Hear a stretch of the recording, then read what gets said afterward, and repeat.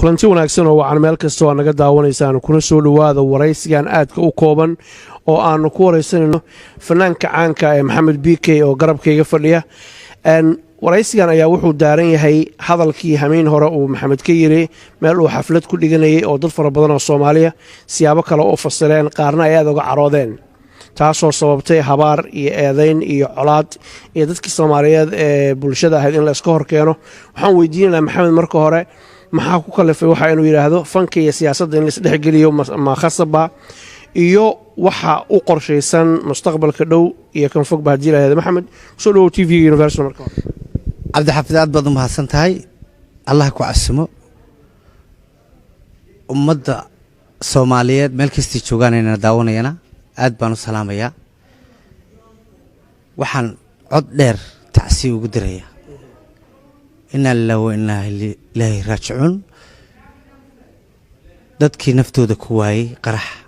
ilaahay dhibtahay naga kor qaado tacsida horta waan diraya mar labaadka si xun wuxuu sheeg sixir wuu ka daran yahay dab munaafaqshaday muumin baa ku gubta anigu hadal wanaagsan oo tacsiye baan diray dabadna dad ba ka faa'iideysto xagga kale ka rogay waxaan taageerayaasheeda iyo ummadayda Soomaaliyeed meel kastay joogaan ummadayda Soomaaliyeed meel kastay joogaan waan idin jeclahay idinkana waan ogahay inay jeceshiin waan ka raali gelinayaa sidii intii khaladka u fahantay waan ka raali gelinayaa muqdisho xaal baan siinayaa mar dambe iyo mar horeba Maxamed tacsi baad dartay dabcan waad ka daqnatay iminkana waad iga sheegay hameen horena waad sheegtay xalana waad iga sheegay dhibaatadii ka dhacday muqdisho iyo dadka Soomaalida ku baaba'ay dhibaatada soo gaartay inaad ka tacsiin saadna ka xuntahay waa garanay fanka iyo siyaasadda inaad isku dhaxoodimiyaa doonaysaa mise waxaad doonaysaa inaad kala weecisid si aan taageerayaashaadu aysan isugu dhicinin bulshaduna isaga hor imaan Cabdi Xaafid aad baad u mahadsantahay adiga iyo Universal TV ba aad baan idinku mahadnaqayaa fanka iyo siyaasaddu biikahan waa iska kay murgeen laakiin waan kala saaraya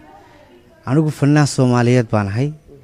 muraayada gariina sitay waan iska saaraya fanaan Soomaaliyeed baan ahay meel walbana waan tagayaa socdaalkayga Yurub markaan dhameeyo UK aan dhameeyo ilaa Muqdisho waan tagayaa labadayda shaway ugu horeeyana waxaan ku caawinayaa dadkii ku waxyeeloobay Muqdisho qoysaskoodii inna lillahi wa inna ilayhi raaji'uun ilaahay ha u naxariisto anigu Soomaali waan jeclahay man nacbi si xun wuxuu sheeg sixir wuu ka daran yahay qof baad keligii dadkaba adigu daacadaad u tahay inta u dadaalaysa daryeelkiisa iyo naftiyo sidoo u dulmari lahaa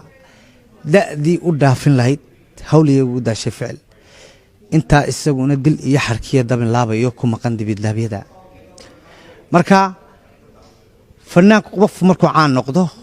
dhibaato ma waayo YouTuber sidaa wax xagan ay helaysaa beel si journal wax si khaldan loo gelinayo arkaysaa laakiin qof la hadalaya waa qofkii jira in badan baan habaariyo wax arkay social media ma isticmaalo laakiin uurka iiga duceeya oo habaarkii duco iigu bedela inta la sii noolaanayaaba waa mudee anigu mar walba fanaan Soomaaliyeed baan ahay meel kasto Soomaaliyeed laba ballan waxaan ku qaaday in labadayda adin ku tago uga caroodeen hadalkaagii siyaabo kala duwan baa loo fasiray bulshadii Soomaaliyeed oo aan is haysan baa dhibaato ay dhaxtaala fursad waxaan ku siinayaa sharciga dadka Soomaaliyeed ku daawanaya malaayiinta fanaanka u tahay ninka Soomaaliyeed u tahay inaad ka raali gelisid wixii dhacay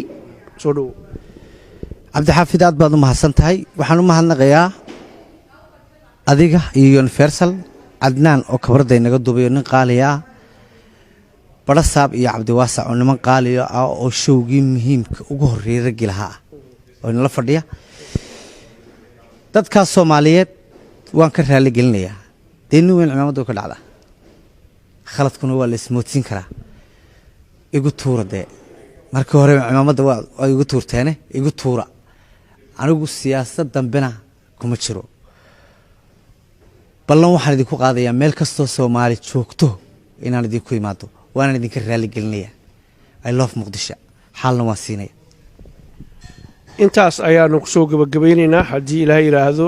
waraysigan aadka u kooban ummadda soomaaliyeed qof aan khaldamin ma jiro maxamed waa maqlaysaan raalli kama ihi buu yidhi wixii dhacay waa ka xumahay ilaahay baan khaldaminin shicibkaas soomaaliyeed ee walaalaha isdugsanaya colaad iyo dhibaato yaan la dhex dhigin yaana laga faa'iidaysanna xumaan loo fasirin qof aan khaldaminin adduunka ma jiro walaalka hadduu raalli ku yidhaahdo madaxaa la saartaa